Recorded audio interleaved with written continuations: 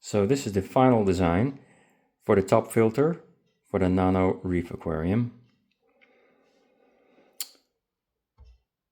This is a sump then that will be placed above the water line, above the Nano aquarium. 30 liters, 30 centimeters, 30 centimeters, 30 centimeters.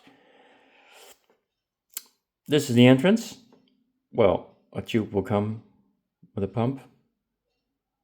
Pump it in here. It'll go underneath, and then here above, and it'll go in the next compartment. There's a little holes there, you see.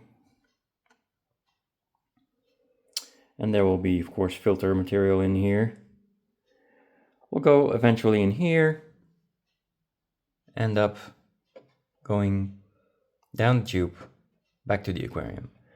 And the last compartment is for the electronics, for the USB hubs, the cables, and there's an emergency overflow here in case something gets stuck. Overflow here, drip there or there, and the additional holes will be for a flow pump that I will mount here to get the water in and out. I just have to find some way of filling, because they normally, the flow pumps cannot suck the water up. It has to have a tube full of water, otherwise the pump won't work. But I can make an extra a T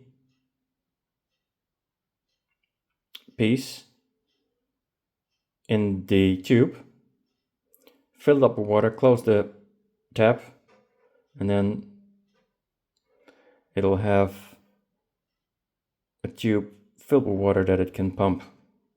But that's for a later video. So this will stay dry. So let me show you how it works. Boop. In here.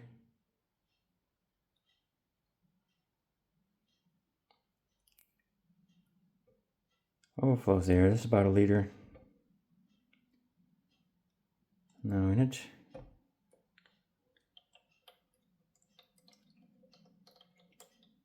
I'll go there.